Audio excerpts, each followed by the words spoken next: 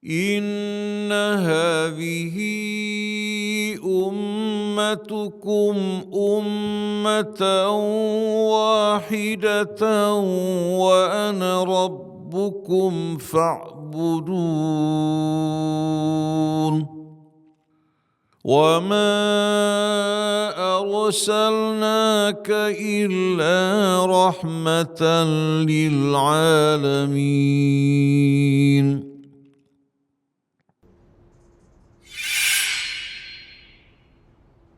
أعوذ بالله من الشيطان الرجيم. بسم الله الرحمن الرحيم. الحمد لله رب العالمين الرحمن الرحيم مالك يوم الدين إياك نعبد وإياك نستعين اهدنا الصراط المستقيم صراط الذين أنعمت عليهم غير المغضوب عليهم ولا الضالين.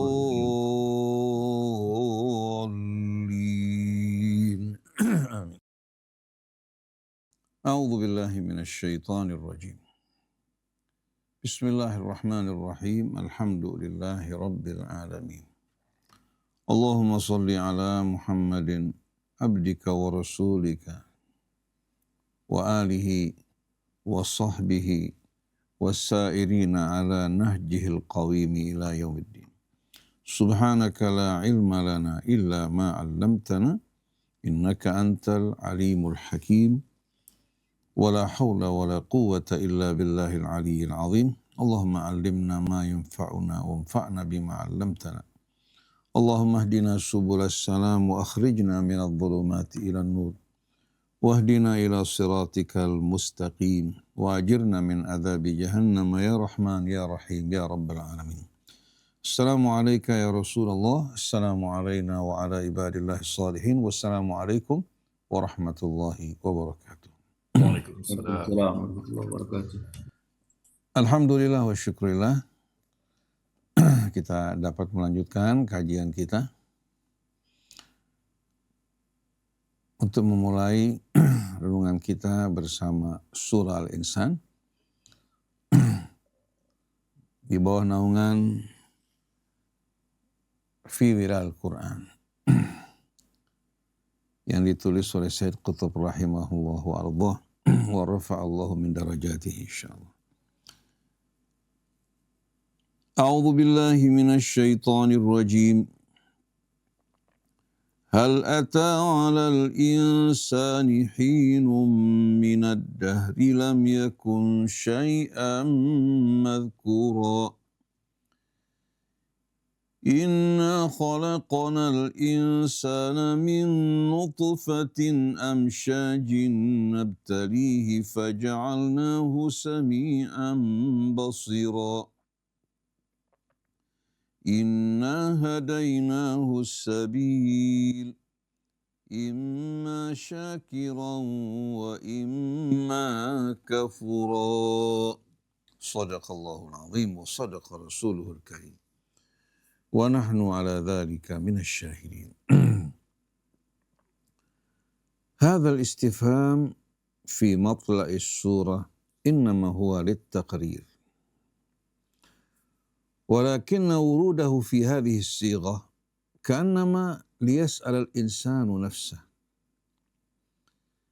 ألا يعرف أنه أتى عليه حين من الدهر لم يكن شيئا مذكورا ثم ألا يتدبر هذه الحقيقة ويتملاها ثم ألا يفعل تدبرها في نفسه شيئا من الشعور باليد التي دفعته إلى مسرح الحياة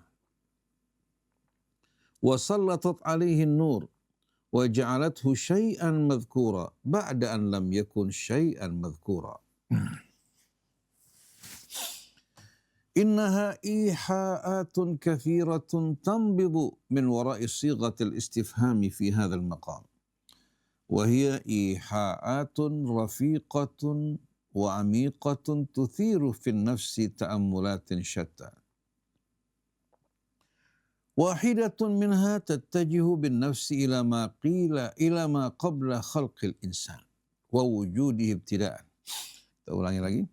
واحدة منها تتجه بالنفس إلى ما قبل خلق الإنسان ووجوده ابتداء يعيش فيها مع هذا الكون وقد خلا من الإنسان وكيف تراه كان، والإنسان مخلوق مغرور في نفسه وفي قيمته حتى لا ينسى أن هذا الكون كان وعاش قبل أن يوجد هو بأدهار وأزمان طوال، ولأن الكون لم يكن يتوقع خلق شيء يسمى الإنسان حتى انبثق هذا الخلق من إرادة الله فكان. وواحدة منها تتجه إلى اللحظة التي انبثق فيها هذا الوجود الإنساني وتضرب في تصورات شتى لهذه اللحظة التي لم يكن يعلمها إلا الله، والتي أضافت إلى الكون هذه الخليقة الجديدة المقدر أمرها في حساب الله، والتي أضافت إلى الكون هذه الخليقة الجديدة المقدر أمرها في حساب الله قبل أن تكون، المحسوب دورها في خط هذا الكون الطويل. وواحدة منها تتجه إلى تأمل يد القدرة وهي تدفع بهذا الكائن الجديد على مسرح الوجود وتعده لدوره وتعد له دوره وتربط خيوط حياته بمحور الوجود كله وتهيئ له الظروف التي تجعل بقاءه وأداء دوره ممكنا ميسورا وتهيئ له الظروف التي تجعل بقاءه وأداء دوره ممكنا ميسورا وتتابعه بعد ذلك في كل خطوة ومعها الخيط الذي تشده به إليها مع سائر خيوط هذا الكون الكبير. وإيحاءات كثيرة وتأملات شتى يطلقها هذا النص في الضمير ينتهي منها القلب إلى الشعور بالقصد والغاية والتقدير في المنشأ وفي الرحلة وفي المصير. فأما امتداد هذا الإنسان بعد ذلك وبقاؤه فكانت له قصة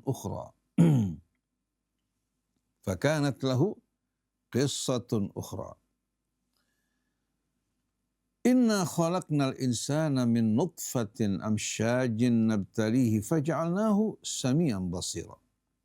والأمشاج بمعنى الأخلاط، والأمشاج جمع مشيج كما أن الأخلاط جمع مشيج والأمشاج الأخلاط. وربما كانت هذه إشارة إلى تكون النطفة من خلية الذكر وبويضة الأنثى بعد التلقيح. وربما كانت هذه الأخلاط تعني الوراثات الكامنة في النطفة والتي يمثلها ما يسمونه علميا الجينات، وهي وحدات الوراثة الحاملة للصفات المميزة لجنس الإنسان وهي وحدات الوراثة الحاملة للصفات المميزة لجنس الإنسان أولا ولصفات الجنين العائلية أخيرا، وإليها يؤزى سير النطفة الإنسانية في رحلتها لتكوين جنين الإنسان لا جنين أي حيوان آخر كما تؤزى إليها وراثة الصفات الخاصة في الأسرة.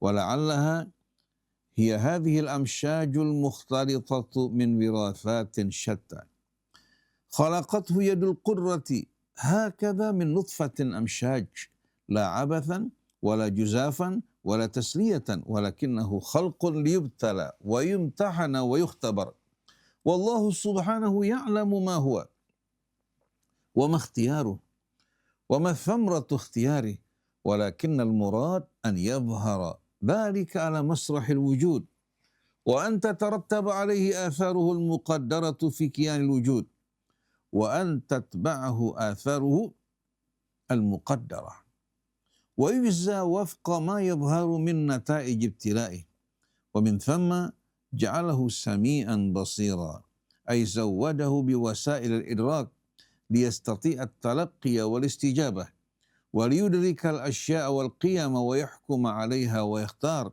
ويجتاز الابتلاء وفق ما يختار.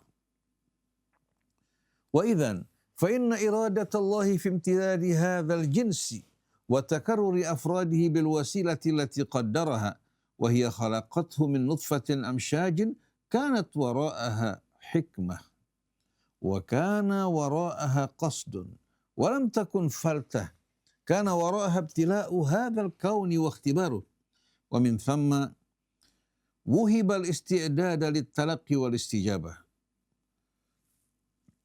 Dan boleh juga wa min thamma wahaba al-isti'dad lit-talaqqi wal-istijabah al-fa'il huwa Allah wal ma'rifata wal ikhtiyar. Wa kana kullu syai'in fi khalqihi wa tazwidihi bil madarik wa ibtila'ihi fil hayati bi miqdar. Thumma zawwadahu ila janibil ma'rifati bil qurrati ala ikhtiyari at-tariq wa bayyana lahu at-tariq al-wasil thumma tarakahu liyakhtara أو ليضل ويشرد فيما وراءه من طرق لا تؤدي إلى الله.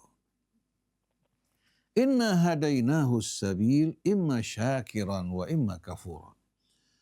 وعبر عن الهدى بالشكر لأن الشكر أقرب خاطر يرد على قلب المهتدي بعد إذ يعلم أنه لم يكن شيئا مذكورا. فأراد ربه له أن يكون شيئا مذكورا ووهب له السمع والبصر وزوده بالقرة على المعرفة ثم هداه السبيل وتركه يختار. الشكر هو الخاطر الأول الذي يرد على القلب المؤمن في هذه المناسبة، فإذا لم يشكر فهو الكفور بهذه الصيغة الموغلة في الدلالة على الكفران. بهذه الصيغة الموغلة في الدلالة على الكفران. ويشعر الإنسان بجدية الأمر ودقته بعد هذه اللمسات الثلاث ويدرك أنه مخلوق لغاية وأنه مشدود إلى محور وأنه مزود بالمعرفة فيحاسب عليها وأنه هنا ليبتلى ويجتاز الابتلاء فهو في فترة امتحان يقضيها على الأرض لا في فترة لعب ولهو وإهمال. ويخرج من هذه الآيات الثلاث القصار بذلك الرصيد من التأملات الرفيقة العميقة كما يخرج منها مثقل الظهر بالتبعة والجد والوقار في تصور هذه الحياة وفي الشعور بما وراءها من نتائج الابتلاء. وتغير هذه الآيات الثلاث القصار من نظرته إلى غاية وجوده ومن شعوره بحقيقة وجوده ومن أخذه للحياة وقيامها بوجه عام. ومن ثم يأخذ في أرض ما ينتظر الإنسان بعد الابتلاء واختياره طريق الشكر أو طريق الكفران. فأما ما ينتظر الكافرين فيجمله إجمالا لأن ظل السورة هو ظل الرخاء الظاهر في الصورة والإيقاء وظل الهتاف المغري بالنعيم المريح. فأما العذاب فيشير إليه في إجمال إنا أعتدنا للكافرين سلاسل وأغلالا وسعيرا. والله أعلم. بسم الله الرحمن الرحيم. الحمد لله رب العالمين. اللهم صل على محمد وآل محمد. Kita akan menguraikan sebahagian dari apa yang tadi kita baca ya. A'udzu billahi minasyaitonir rajim. Hal ata 'alal insani hinum minad dahri lam yakun syai'an madhkura. Bukankah telah berlalu atau datang kepada manusia satu waktu dari masa yang begitu panjang, lam yakun syai'an madhkura. Pada saat itu dia belum merupakan sesuatu yang disebutkan, belum merupakan sesuatu yang berarti. Inna khalaqnal insana min nutfatin amsyaj. Sesungguhnya kami telah menciptakan manusia dari tetesan sperma yang bercampur, yang membuahkan ovum yang berasal dari pasangannya. Nabtalihi, dengan tujuan untuk menguji dirinya, faja'alnahu sami'an basira. Maka kami jadikan dirinya sami'an, memiliki kemampuan untuk mendengar dan belajar dari apa yang didengar, basira, juga memiliki kemampuan untuk melihat dan belajar dari apa yang dilihat. Inna hadainahu sabil. Sesungguhnya kami telah menunjukkan dirinya as-sabil, jalan yang akan mengantarkan dirinya menuju tujuan hidupnya, yang akan mengantarkan dirinya menuju keselamatan. Imma syakiran wa imma kafura. Tapi di antara manusia ada yang bersyukur kepada Allah Subhanahu wa taala atas petunjuk hidayah yang Allah berikan kepadanya, atas nikmat karunia yang Allah limpahkan atas dirinya. Wa imma kafura, sebahagian dari mereka termasuk dari orang-orang yang ingkar dan tak bersyukur kepada Tuhannya. Dalam bahasa Arab kata amsyaj diambil dari kata masyij, sebagaimana akhlat diambil dari kata khalid yang artinya campuran. Dari dua hal, tiga atau lebih dari itu. Pada ayat ini Allah Subhanahu wa taala menerangkan kepada kita bahwa Allah telah menciptakan manusia dari tetesan sperma yang bercampur dengan telur, yang berasal dari seorang wanita yang menjadi pasangannya. Bukan hanya sekedar sperma dan telur yang bercampur, tapi juga gen masing-masing. Gen dari apa yang dibawa oleh pria tersebut, begitu pula gen yang dibawa oleh wanita. Dan ini merupakan betul-betul sesuatu yang amat menakjubkan, yang membuat bahkan mereka para ilmuwan, ahli genetika menggeleng-gelengkan kepala. Hadzal istifham fi matla'is surah huwa lit-taqrir. Dan tanda tanya atau pertanyaan ini yang terdapat pada permulaan surah bimakna at-taqrir. Dalam terjemahan tadi disebutkan takrir di sini berarti ditetapkan atau berarti penetapan. Sebetulnya makna takrir pada ayat ini bahagian daripada istifham majazi. Uslub istifham tidak selamanya berarti bertanya. Makna asli dari istifham itu bertanya, ingin mengetahui sesuatu yang belum diketahui. Tapi terkadang istifham beralih dari makna asalnya menunjuk kepada makna majazi. Makna di luar makna asal dari istifham. Seperti yang kemarin telah kita sebutkan, terkadang menunjukkan arti ingkar, terkadang menunjukkan arti takrir, terkadang istifham menunjukkan makna ta'jiz. Makna ta'jiz, di mana Allah menantang mereka-mereka yang merasa diri mereka kuat, merasa diri mereka mampu, seolah-olah mereka mampu untuk lepas dari tangan Allah. Allah Subhanahu wa taala menggunakan istifham untuk makna ta'jiz. Sekarang kita mulai dengan kata takrir. Kalau kita pernah memberikan nasihat kepada seseorang atau pelajaran kepadanya, kemudian kita ingin mengingatkan dirinya, bukankah ayah pernah mengatakan kamu, bukankah ayah pernah mengingatkan kamu terhadap hal ini, bukankah ayah pernah memperingatkan kamu untuk tidak melakukan hal ini. Bukankah di sini merupakan uslub istifham, bukan untuk bertanya dalam arti yang sebenarnya, tapi tujuannya untuk mengingatkan dirinya. Di samping mengingatkan dirinya juga apa? Untuk membuat dia mengakui kesalahannya. Karena sebelumnya orang tuanya pernah berikan peringatan kepadanya. Jadi istifham di sini li talabit takrir. Untuk apa?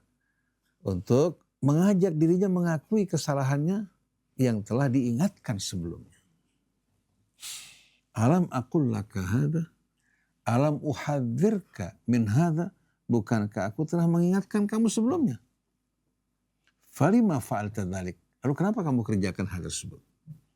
Jadi istifham li talabit takrir artinya untuk membuat dia sadar, mengakui ya, kesalahannya, atau untuk apa? Untuk membungkam alasan orang lain. Orang lain mengklaim bahwa dia mendapatkan ajaran dari fulan. Padahal fulan tidak pernah sama sekali mengajarkan hal tersebut. Maka kita tanya, apakah betul ini merupakan hal yang kamu ajarkan kepadanya? Kita tahu bahwa ini orang tidak pernah mengajarkan. Tapi ini orang bekerja mengatasnamakan orang lain. Maka di saat dia menjawab, selama ini saya tidak pernah mengajarkan hal tersebut. Seperti pertanyaan yang Allah ajukan kepada Isa. Ya Isa bin Maryam, anta qulta linnasi ittakhiduni wa ummiya ilahaini min dunillah. Wahai Isa, apakah benar kamu berkata kepada manusia, jadikan aku dan ibuku sebagai apa?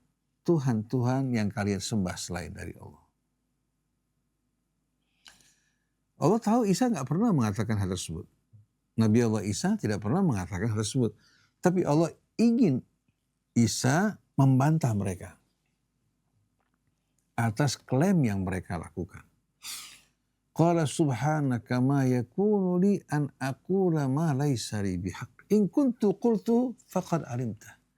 Ta'lamu ma fi nafsi wa la a'lamu ma fi nafsik. Innaka anta allamul ghuyub. Isa menjawab, maha suci engkau ya Allah. Tak mungkin aku mengucapkan sesuatu yang tidak sejalan dengan kebenaran. Tak mungkin aku akan mengucapkan sesuatu apa yang tidak sama sekali apa? Tidak mungkin aku mengucapkan sesuatu yang tidak sejalan dengan kebenaran. Kalau aku pernah mengucapkan, engkau apa? Engkau pasti mengetahuinya Allah. In kuntu qultu faqad alimta ta'lamu ma fi nafsi wa la a'lamu ma fi nafsik. Engkau mengetahui segala-galanya tentang aku, sedangkan aku tidak mengetahui tentang engkau kecuali apa yang engkau beritahukan. Jadi kita lihat pertanyaan yang Allah ajukan kepada Isa bukan pertanyaan karena Allah ingin tahu, tapi pertanyaan di sini ya untuk mendorong Nabi Allah Isa menjawab dan membantah klaim-klaim yang mereka nisbatkan kepada Isa bahwa mereka menyembah Isa maupun ibunya atas apa? Atas ajaran yang diajarkan oleh Isa alaihi salatu wassalam. Jadi li talabit takrir tujuannya untuk apa? Meminta kepada seorang untuk mengakui baik itu kesalahannya atau mengakui nikmat yang Allah berikan kepadanya atau untuk membantah orang-orang yang mengatasnamakan dirinya dengan kebohongan-kebohongan yang bermacam-macam. Jadi hal ata 'alal insani hinum minad dahri lam yakun syai'an madhkura. Bukankah telah berlalu atas manusia satu waktu dari masa sebelum yang begitu panjang, pada saat itu dia belum merupakan sesuatu yang berarti. Ini untuk mengingatkan dan menyadarkan manusia bahwa semua yang dimiliki adalah karunia Allah. anugerah dari Allah. Bukan dia menciptakan dirinya. Dan sebelum dia lahir ke dunia ini, berlalu masa yang begitu panjang yang tidak kita ketahui, dia bukan merupakan sesuatu yang berarti. Kalau dalam surat An-Najm Allah gunakan uslub yang lain. Huwa a'lamu bikum id ansha'akum minal ardi wa id antum ajinnatun fi butuni ummahatikum. Fala tuzakku anfusakum huwa a'lamu biman ittaqa. Dia lebih tahu tentang kalian. Bahkan apa? Dari mulai ketika Allah mengambil benih kalian dari bumi. Dan ketika kalian masih merupakan janin dalam perut ibu kalian. Jadi kalian tidak perlu atau jangan sekali-kali mensucikan diri kalian. Mengatakan saya begini, saya begitu, membersihkan, mensucikan dan mengagulkan dirinya. Jadi jangan kalian mengagulkan diri kalian, mensucikan diri kalian. Allah lebih tahu orang yang bertakwa. Nah, tanpa kita sadari kesombongan, kebanggaan terhadap diri kita, ego kita, harga diri kita berlebihan, ini yang menghalangi kita untuk menerima kebenaran sebagaimana yang terjadi pada iblis laknatullahi alaih. Yang menghalangi dia kebanggaan, kesombongan dan merasa harga dirinya lebih tinggi daripada Adam alaihissalatu wassalam. Padahal ini ujian dari Allah. Kalau iblis mau tunduk pada saat tersebut, Allah akan muliakan dirinya. Karena kemuliaan seorang dari ketaatan dan hormatnya kepada Allah. Bukan dari fisiknya, bukan dari nasabnya, bukan juga dari ilmunya, bukan juga dari harta maupun kedudukan. Semua di mata Allah tidak berarti apa-apa. Hingga Allah mengatakan Allah kuasa untuk menggantikan kalian dengan umat yang lain. Dan mereka tidak akan seperti kalian.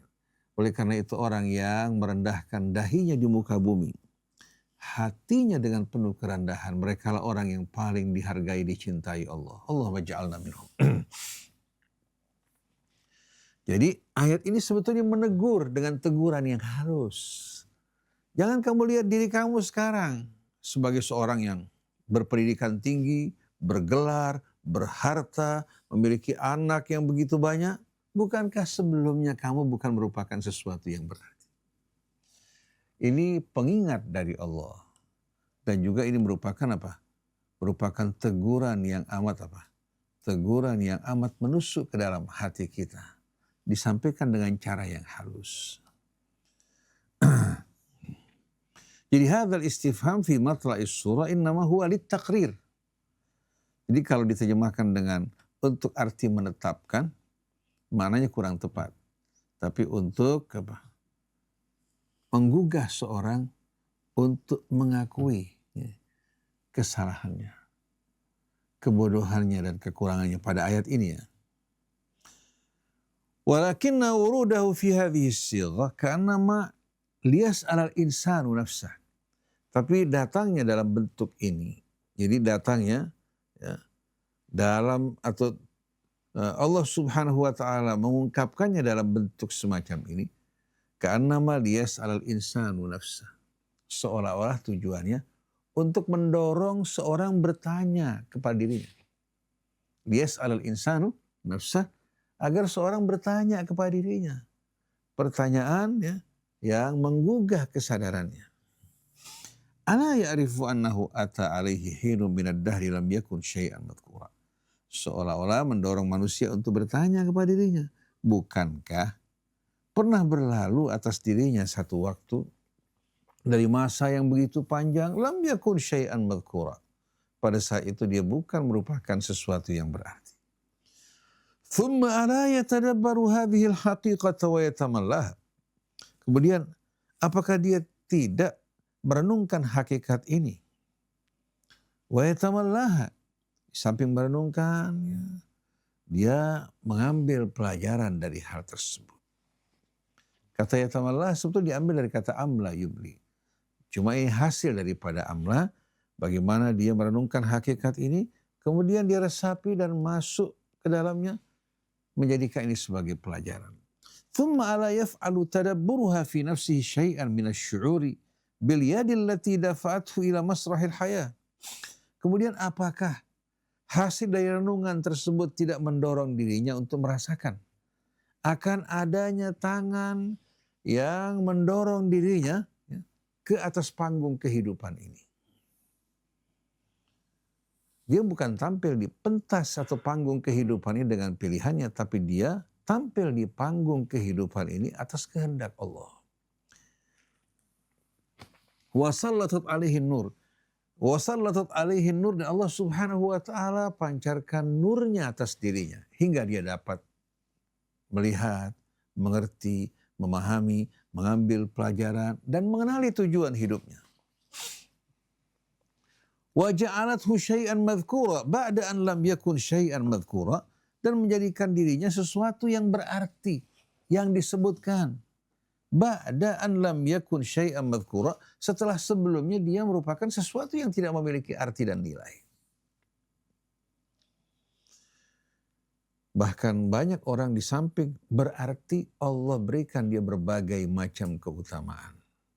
Termasuk iblis diberikan keutamaan oleh Allah, tapi dia banggakan dirinya. Ana khairun minhu. Oleh karena itu menyedihkan sekali kalau orang diberikan nasab yang mulia dari orang-orang mulia. Dari orang-orang yang menjadi pilihan Allah. Allah anugerahkan dia akal yang sempurna. Juga nasab yang mulia. Allah karuniakan baginya rezekinya. Tapi bukan dia bersyukur dengan malu di hadapan Allah. Malah dia banggakan dirinya di hadapan hamba-hamba Allah. Ini yang Allah sebutkan dalam suratul Waqiah ketika datang kiamat, khafidatun rafi'ah. Yang tadinya dia menonjol di muka bumi, Allah jatuhkan, hinakan dirinya. Yang tadinya direndahkan di muka bumi, Allah angkat derajatnya. Oleh karena itu al-ghurur ini merupakan hal yang paling membahayakan kita semuanya. Apalagi kalau merasa anak ulama walaupun gak belajar sudah merasa bahwa diri serba tahu.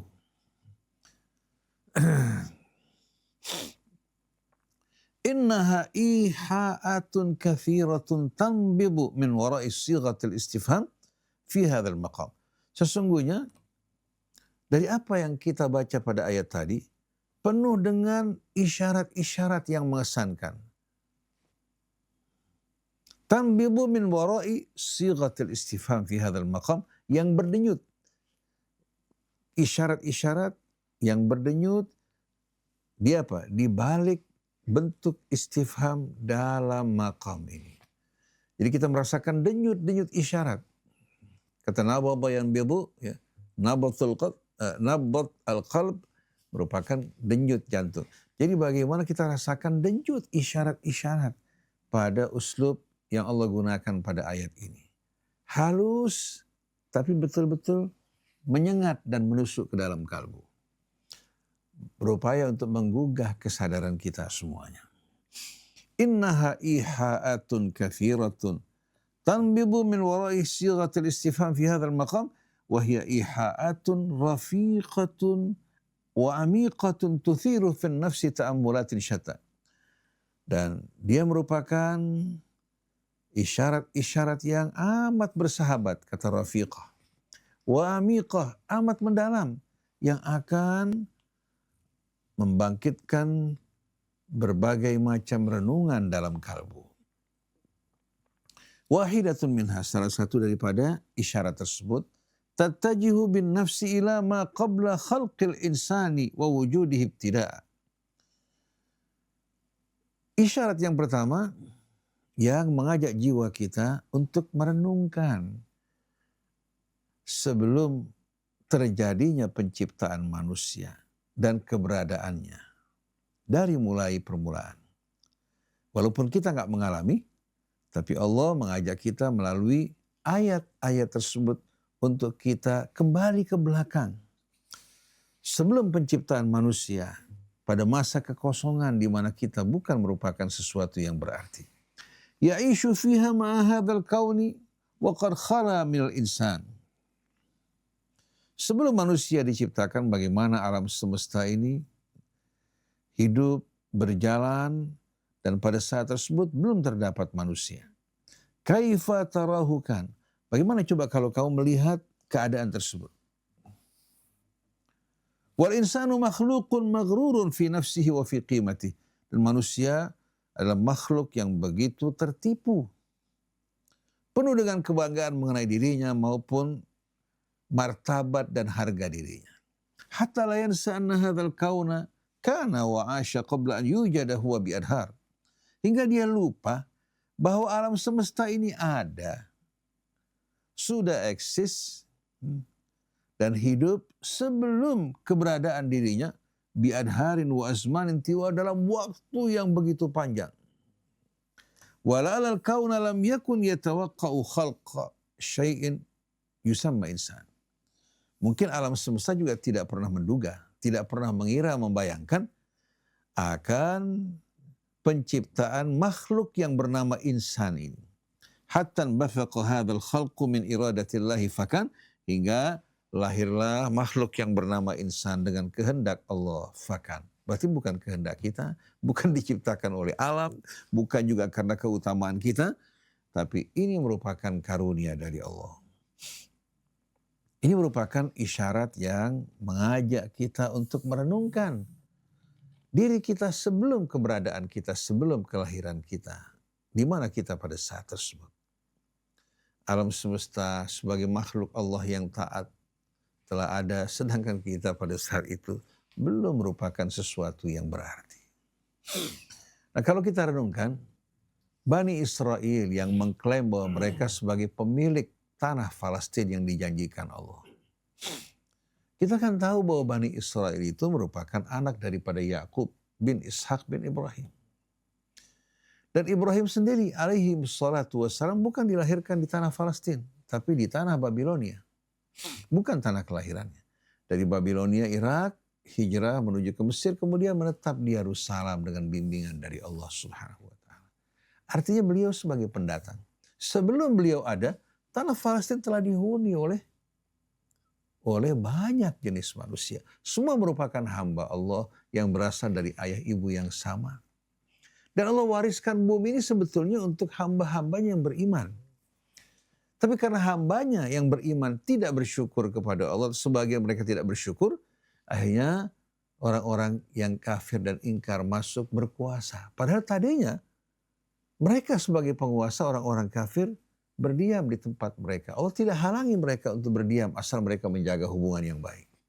Tapi ternyata karena keingkaran orang-orang yang mengaku beriman, keadaan terbalik, yang kafir berkuasa, sedangkan mereka berubah menjadi orang-orang yang tersisih di tengah-tengah arena kehidupan. Dan mereka tidak merasa bahwa ini kesalahan mereka. Mereka beranggapan telah menjadi orang yang beriman. Padahal cara hidup mereka jauh dari tuntunan Allah Subhanahu wa ta'ala. Tidak ada kemiripan sedikit pun dengan Al-Qur'annya maupun dengan Rasulnya Muhammad sallallahu alaihi wasallam. Nabi Ibrahim hamba yang bersyukur. Sebagaimana yang Allah terangkan. Begitu juga kita saksikan bagaimana Ishak, bagaimana Ismail saudara beliau, bagaimana pula Yakub sebagai hamba yang begitu merendah. Tahu-tahu anak-anak cucunya merasa bangga tanpa harus beramal, tanpa harus beriman, tanpa harus berjuang. Mereka mengklaim bahwa tanah Palestina milik mereka, sedangkan yang lain semua binatang-binatang di mata mereka dibantai, dibunuh, dirampas. Ya, itu merupakan hak mereka. Dan subhanallah ini dicatat dalam perjanjian lama. Tuhan bersama Bani Israel ketika membakar rumah mereka, membunuh anak-anak mereka. Jadi seolah-olah mereka merasa bahwa mereka ini sya'bullahil mukhtar.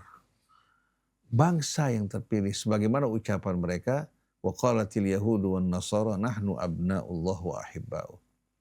Orang Yahudi, Nasrani mengatakan kami anak-anak kesayangan Allah dan kekasihnya.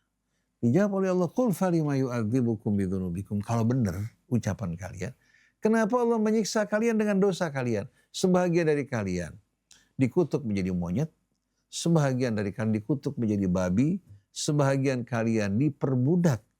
Kalau memang kalian hamba-hamba pilihan, kenapa kalian diperbudak oleh Firaun?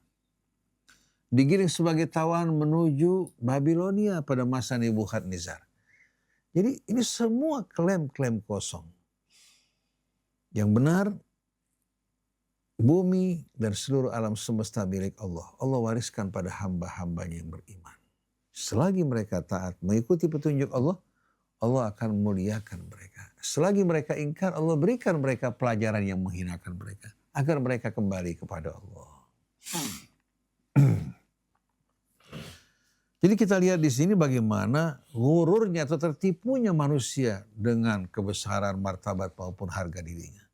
Nah ini yang sayang kurang kita fahami hingga membuat kita merasa seolah kita merupakan makhluk yang lain yang turun dari langit berbeda dengan kebanyakan manusia.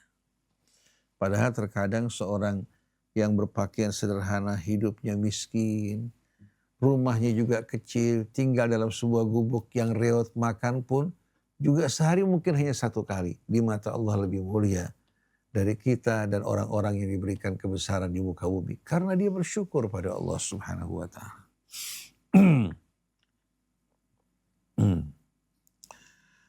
Kemudian wawahidatun minha tattajihu ila al-lahdhati allati bafaqa fiha hadzal wujudul insani. Wa tadribu fi tasawwuratin syatta li hadhihi al-lahdha allati lam yakun ya'lamuha illa Allah. Kemudian isyarat yang lain yang mengarahkan kita untuk merenungkan saat-saat kita lahir di atas muka bumi. Kalau kita mau merenungkan bagaimana saat kita lahir ke bumi ini. Setelah Allah menciptakan, menyempurnakan kita dalam rahim ibu kita. Bukan kita yang melakukan semua itu.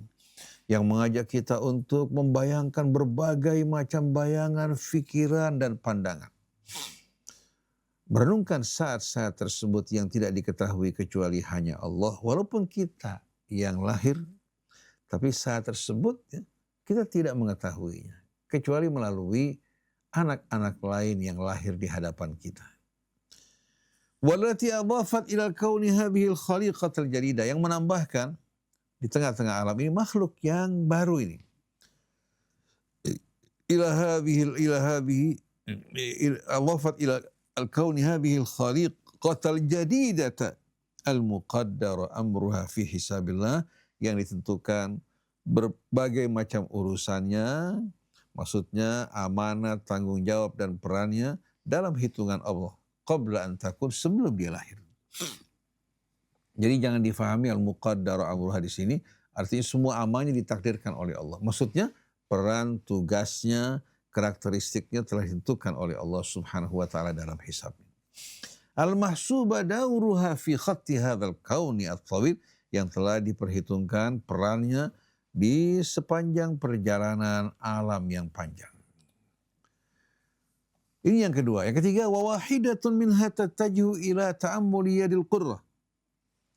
Yang lain mengajak kita untuk merenungkan tangan Allah yang maha kuasa. Wahiyya tadfa'u bihadzal ka'inil jadil ala masrahil wujud. Bagaimana Allah Subhanahu wa ta'ala menampilkan makhluk yang baru ini di tengah-tengah pentas dan panggung kehidupan. Wa tu'idduhu lidauri, dan Allah persiapkan dirinya untuk peran yang ditugaskan kepadanya. Wa tu'iddu lahu daurah, dan Allah persiapkan juga perannya. Wa tarbitu khuyuta hayatihi bimihwaril wujudi kulli, dan Allah mengaitkan dan mengikat benang-benang kehidupannya dengan poros dari alam semesta ini. Jadi kalau seandainya alam semesta ini yang Allah ciptakan memiliki poros, ya, kemudian seluruh makhluk terkait, ya, seperti jari-jari sepeda, kita saksikan jari-jari motor, di tengah porosnya kemudian terdapat jari-jari yang mengitarinya.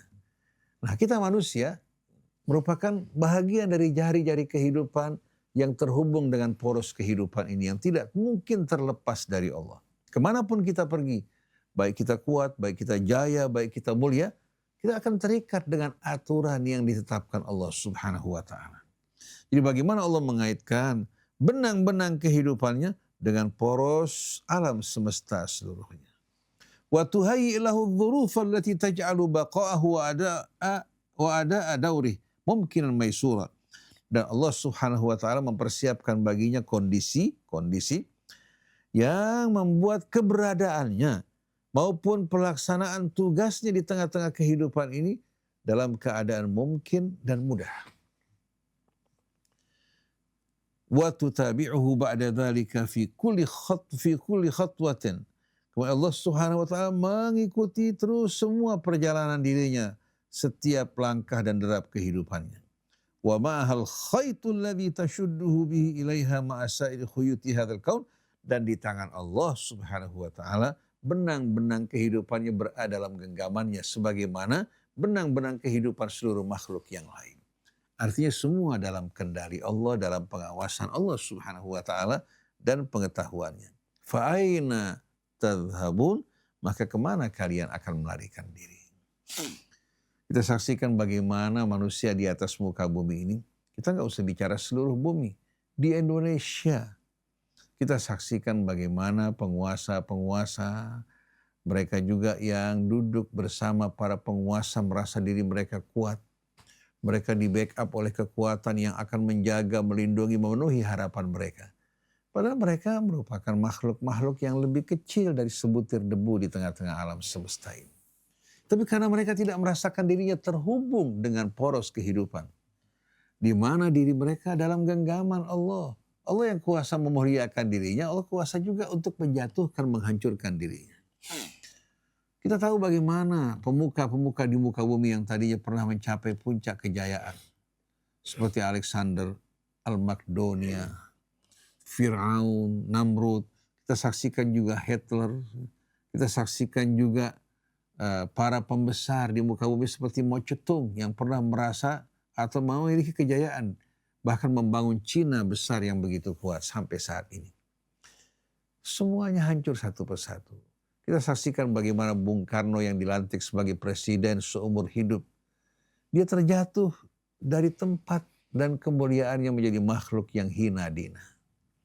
Begitu juga yang dialami oleh Pak Harto selama 30 sekian tahun berkuasa. Pada akhirnya harus melepaskan kekuasaannya. Satu demi satu berjatuhan, sedangkan kehidupan terus berjalan. Tidak terpengaruh dengan musibah yang menimpa kita. Dan dia juga tidak tergiur dengan kelebihan-kelebihan dan keberhasilan kita. Kehidupan berjalan mentertawakan mereka-mereka yang lupa dan tidak akan menangisi mereka-mereka yang terjatuh dan tersingkir dari pentas kehidupan ini. Itulah kehidupan yang taat pada Allah. Sedangkan manusia yang tidak taat dan tidak mensyukuri Allah, nasibnya juga akan tersingkir dan tergerus di tengah-tengah arena kehidupan. Jadi kita lihat di sini, wa iha'atun kathiratun wa ta'ammulatun syatta yutliquha hadzal nassu fi dhamir. Bagaimana nas tadi yang begitu pendek ternyata mengirimkan isyarat-isyarat yang terasa denyutnya dalam kalbu kita. Padahal hanya sekedar isyarat yang pendek tadi. Yantahi minhal qalbu ila syu'uri bil qasdi wal ghayati wat taqdir fil mansha'i wa fil rihlati wa fil masir. Dan berakhir isyarat-isyarat tersebut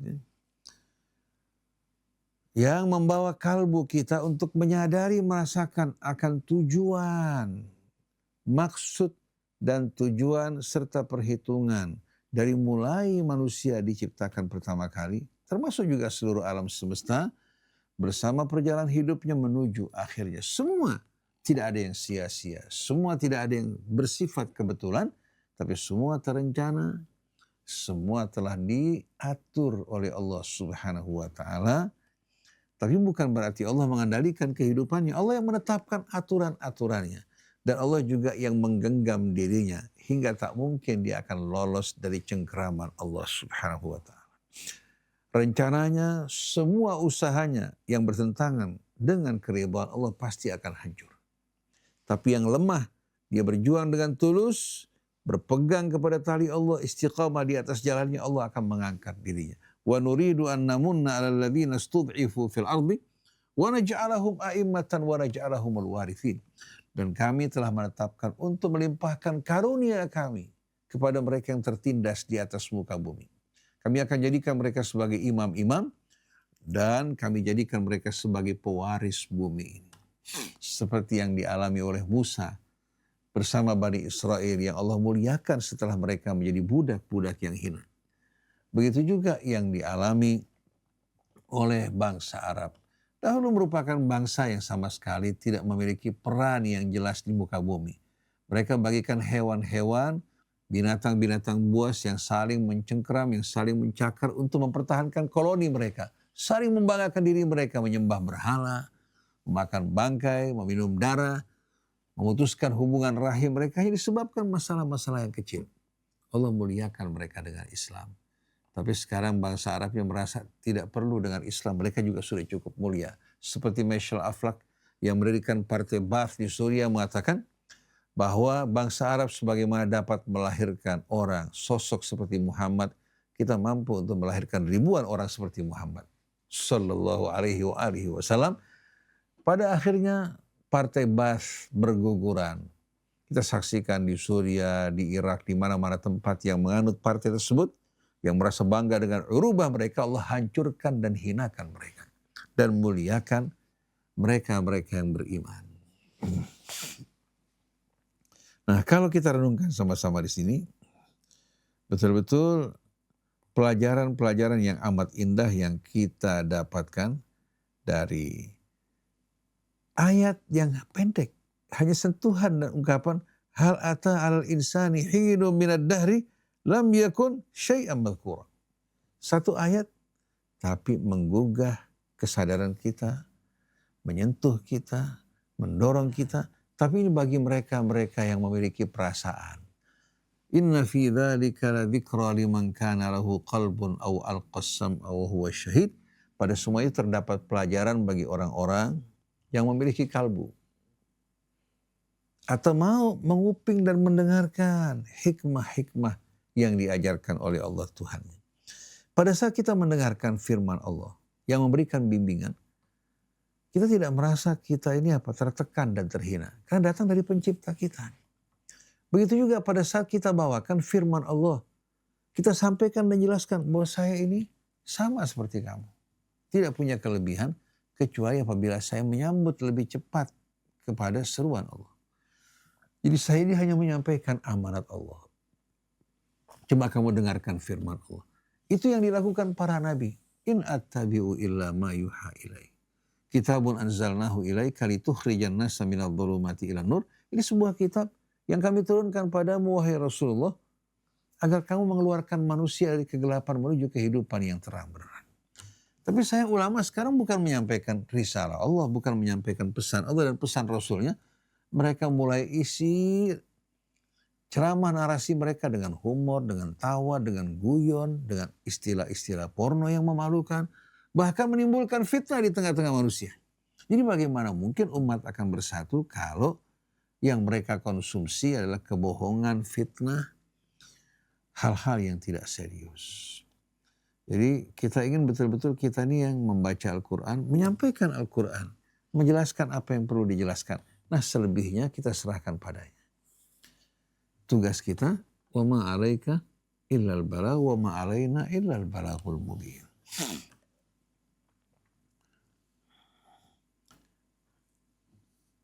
Inna khalaqnal insana min nutfatin amsyajin nabtalihi faja'alnahu sami'an basira. Sesungguhnya kami telah menciptakan manusia dari tetesan sperma yang bercampur, yang diracik oleh Allah Subhanahu wa ta'ala dengan tujuan untuk menguji dirinya. Maka kami jadikan dia mendengar dan melihat dan belajar dari apa yang mereka dengar maupun mereka lihat. Wal amsyaju al-akhlaq. Amsyaj bima'na al-akhlaq.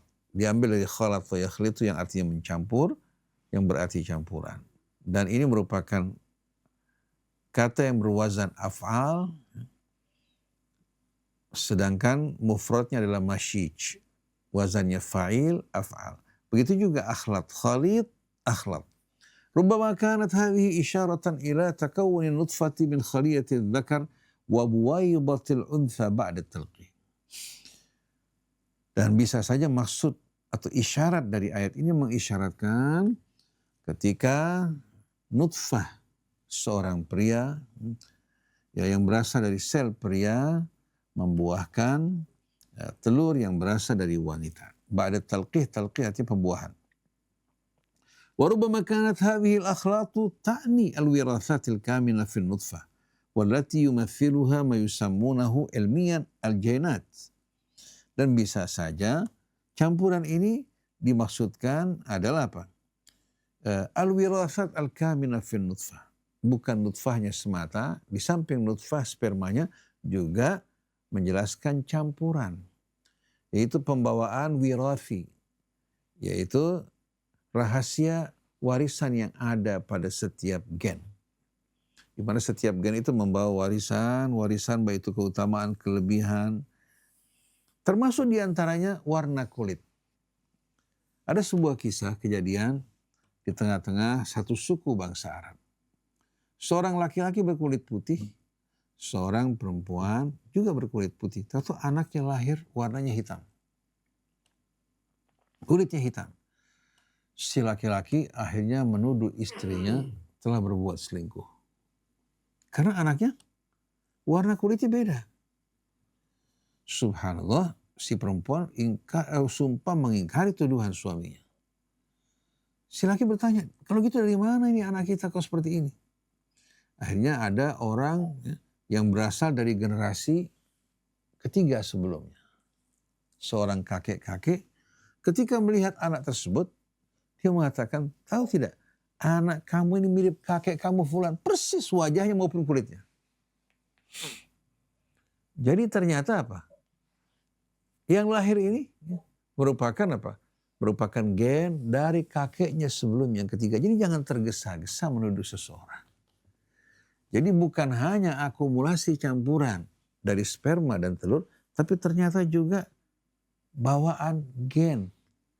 Oleh karena itu kalau seorang menikah di satu arah saja, katakan menikah dengan sepupu, di bawah juga menikah dengan sepupu, lama-kelamaan gennya menyusut.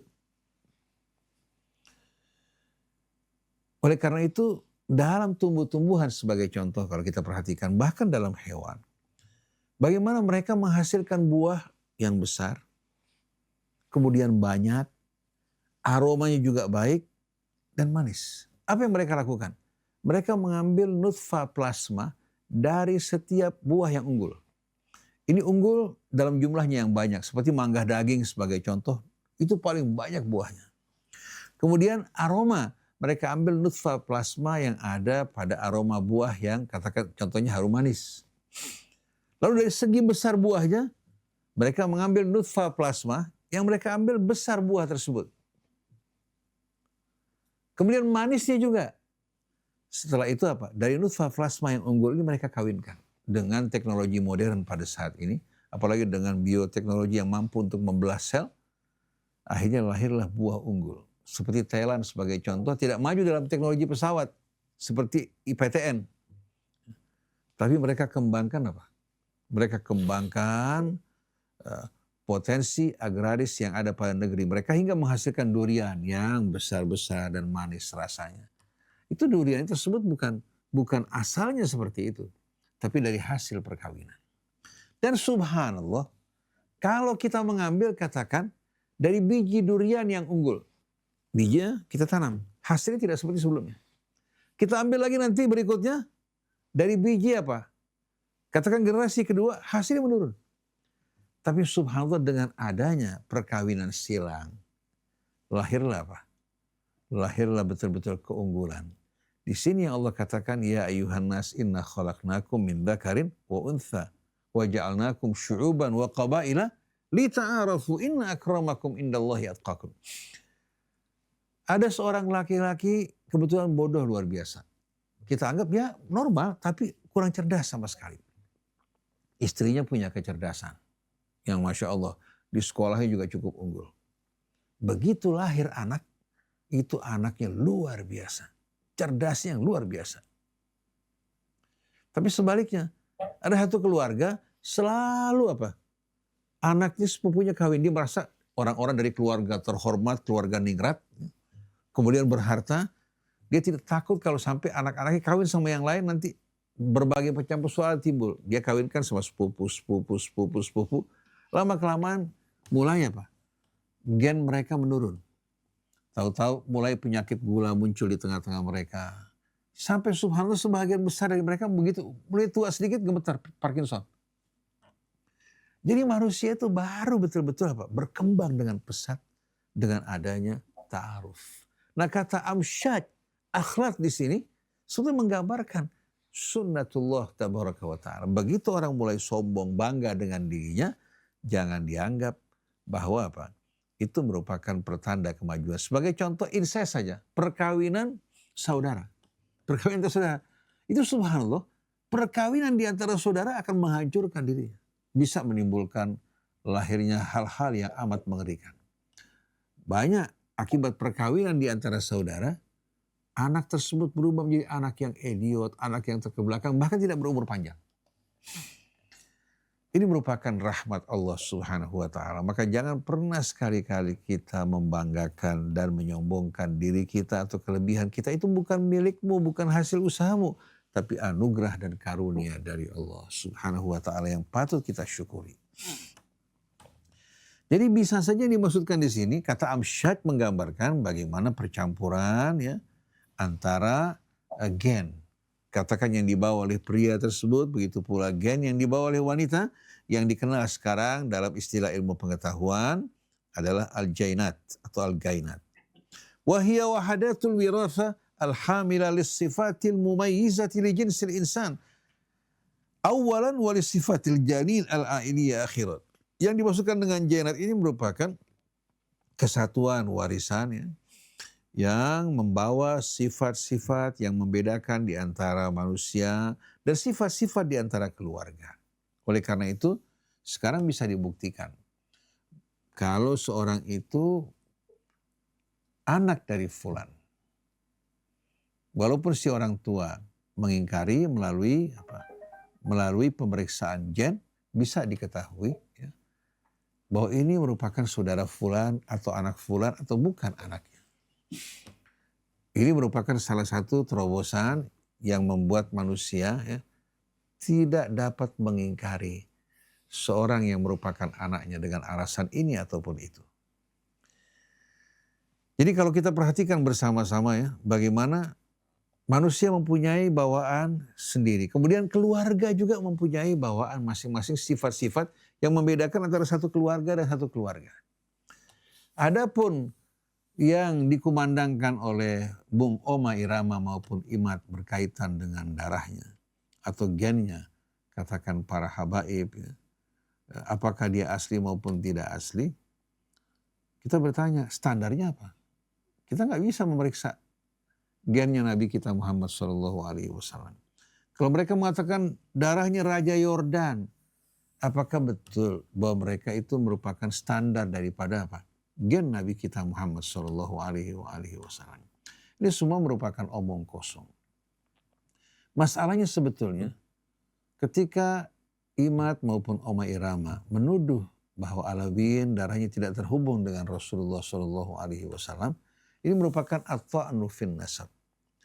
Kalau seorang mengaku dia keturunan fulan padahal bukan, itu hukumnya kafir. Bahkan dikutuk oleh Allah.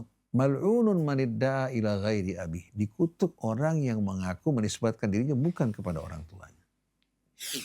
Sebaliknya juga, orang kalau menuduh orang bahwa si fulan menisbatkan dirinya secara palsu kepada seseorang, ternyata benar, maka tuduhan ini bisa menjerumuskan dirinya dalam kekafiran. Oleh karena itu, yang perlu diperhatikan bukan mereka yang meragu-ragukan. Tidak penting.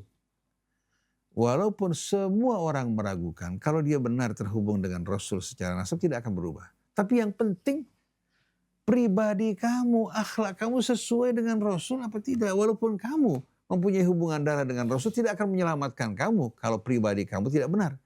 Dan ini bahkan bisa menjadi hukuman yang lebih berat dibandingkan orang lain. Mempunyai hubungan dengan Rasul, tapi perilakunya justru menentang Rasul, adabnya 2 kali lipat. Jadi kalau seorang sebetulnya yang berasal dari keturunan Rasul dituduh bahwa dia berdusta, tidak penting masalah tersebut.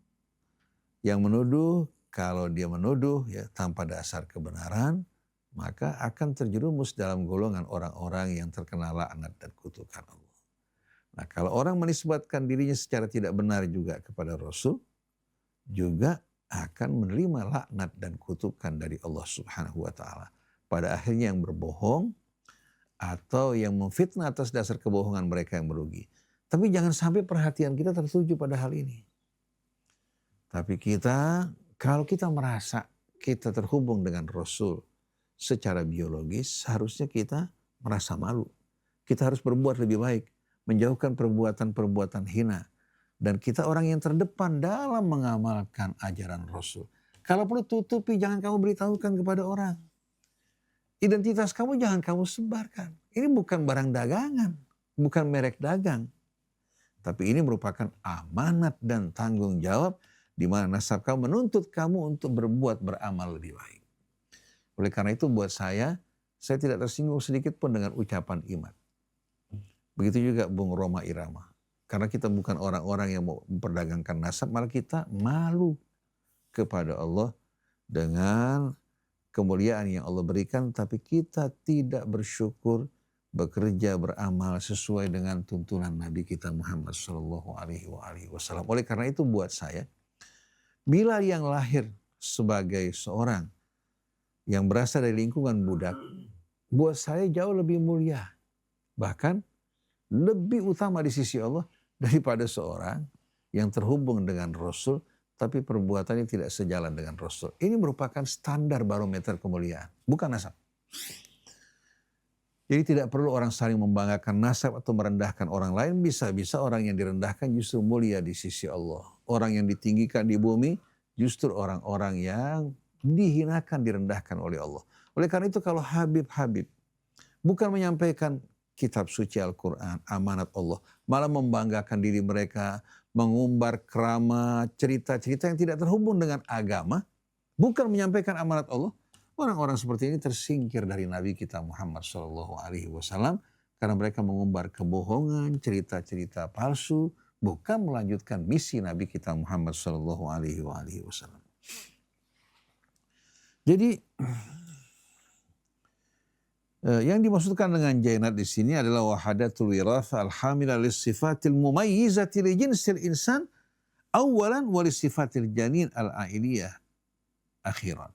Jadi samping membawa anasir atau unsur-unsur warisan dari keluarga besar manusia atau keluarga kecil.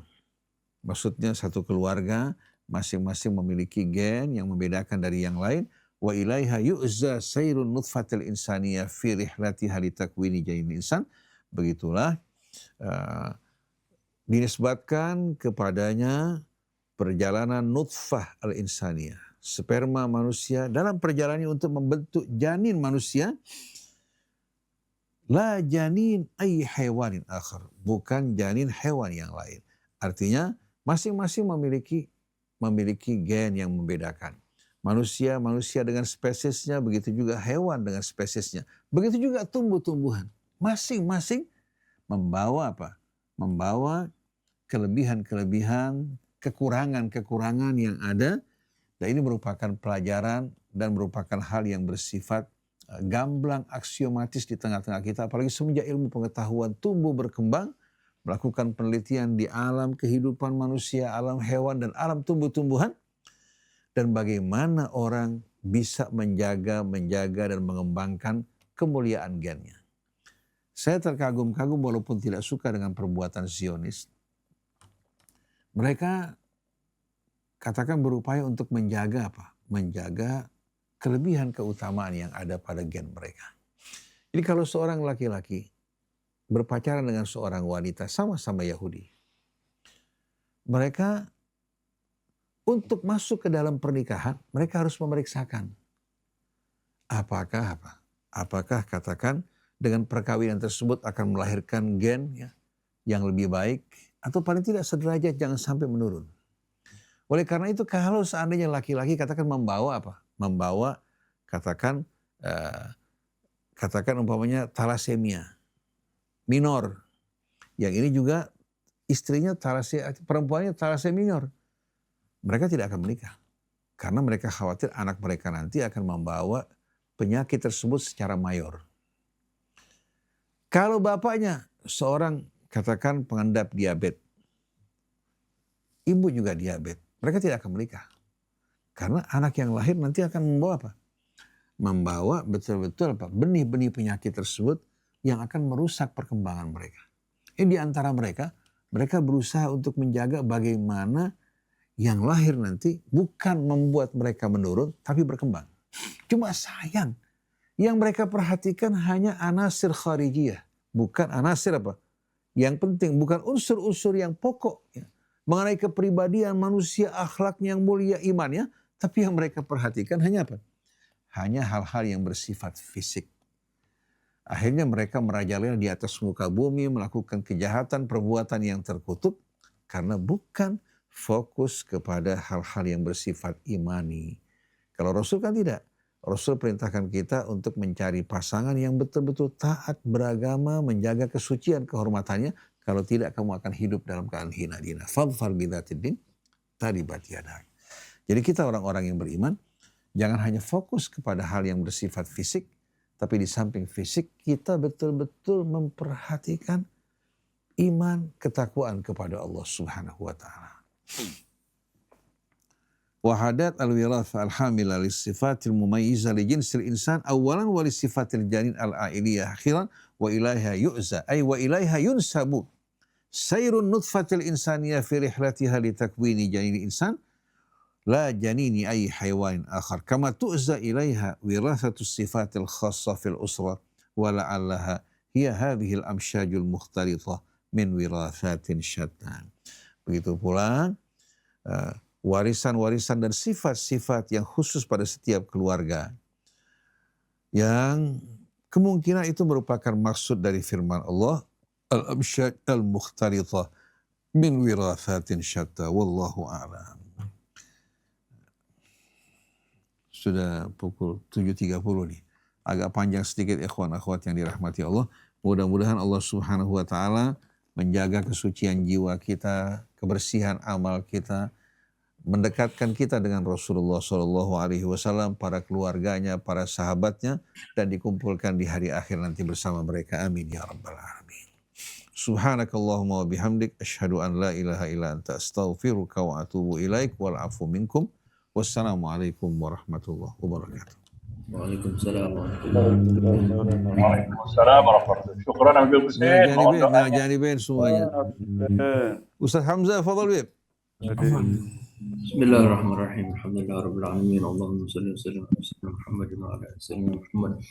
ربنا انفعنا بما علمتنا رب علمنا الذي ينفعنا رب فقهنا وفقه لنا وقرابات لنا في ديننا أهل الكتر أنثى وذكر رب وفقنا ووفقهم لما ترتضي قولا وفعلا كرما وارزق الكل حلالا دائما وأخلا أتقيا عظما نهضى بالخير ونكفى كل شر ربنا أصلح لنا كل الشؤون وأقر بالرضا من العيون اقضي عنا ربنا كل الديون قبل أن تأتينا رسل المنون واغفر استر أنت أكرم من ستر وصلاة الله تغشى مصطفى الحق دعانا والوفاء بكتاب فيه للناس الشفاء على الآل الكرام الشرفاء وعلى الصحب المصابيح الغرر اللهم اهدنا بهداك واجعلنا ممن يسارع في رضاك لا تولنا وليا سواك ولا تجعلنا ممن خالف أمرك وعصاك وحسبنا الله ونعم الوكيل ولا حول ولا قوة إلا بالله العلي العظيم